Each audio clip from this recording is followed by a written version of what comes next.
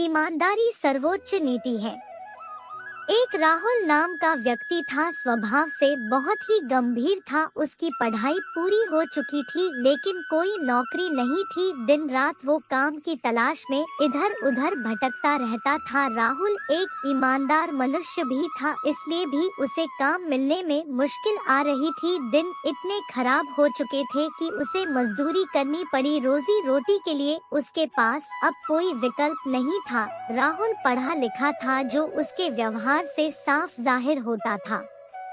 एक दिन एक सेठ के घर राहुल मजदूरी कर रहा था। सेठ का ध्यान राहुल के ऊपर ही था। सेठ को समझ आ रहा था कि राहुल एक पढ़ा लिखा समझदार लड़का है, लेकिन परिस्थितिवश उसे ऐसे मजदूरी के काम करना पड़ रहा है।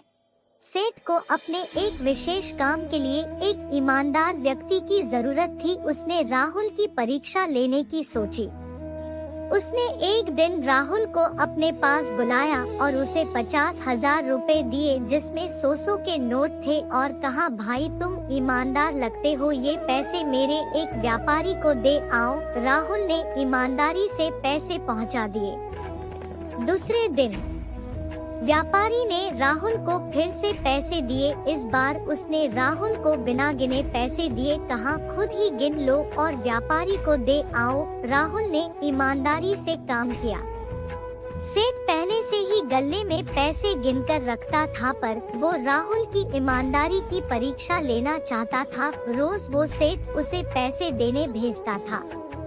राहुल की माली हालत तो बहुत ही खराब थी। एक दिन उसकी नीयत डोल गई और उसने 100 रुपए चुरा लिए, जिसका पता सेठ को लग गया, पर सेठ ने कुछ नहीं कहा। फिर से राहुल को रुपए देने भेजा। सेठ के कुछ न कहने पर राहुल की हिम्मत बढ़ गई। उसने रोजाना चोरी शुरू कर दिया। सेठ को उम्मीद थी कि राहुल उसे सच बोलेगा, लेकिन राहुल ने नहीं बोला। एक दिन सेठ ने राहुल को काम से निकाल दिया। वास्तव में सेठ अपने जीवन का एक सहारा ढूंढ रहा था। उसकी कोई संतान नहीं थी। राहुल को भोला भाला जानकर उसने उसकी परीक्षा लेने की सोची थी। अगर राहुल सच बोलता तो सेठ उसे अपनी दुकान सौंप देता। जब राहुल को इस बात का पता चला है तो उसे बहुत दुख हुआ और उसके स्वीकारा कि कैसी भी परिस्थिति हो, ईमानदारी ही सर्वोच्च नीति होती है।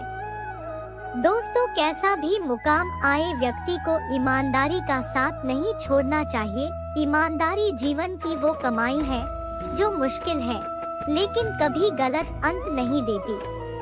मेरा ही एक उदाहरण आपको देती हूँ। जब मैंने ब्लॉगिंग का काम शुरू किया तो मैं अपनी हर गलती अपने बॉस को बता देती थी। मैंने उनसे डांट के डर से कभी कुछ नहीं छिपाया। कभी कभी बहुत बड़ी बड़ी गलतियाँ की और बहुत डांट भी खाई, लेकिन कभी भी छिपाया नहीं। उसका परिणाम यही रहा कि मेरे साथ काम शुरू करने वाले सभी लोगों को कुछ ही दिनों में हटा दिया गया, लेकिन गलतियाँ करने के बावजूद मुझे कभी काम से नहीं हटाया।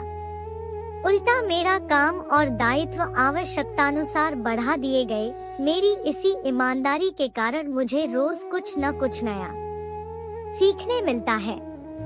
मेरी गलतियों का सिलसिला आज भी बरकरार है, जिसके कारण मुझे भी हटा दिया जा सकता है, लेकिन ईमानदारी के कारण मेरी उन गलतियों को हंसकर टाल दिया जाता है।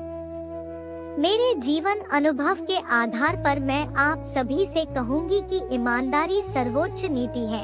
आप सभी को प्राण लेना चाहिए, कैसी भी परिस्थिति हो, लेकिन ईमानदारी का दामन कभी ना छोड़े।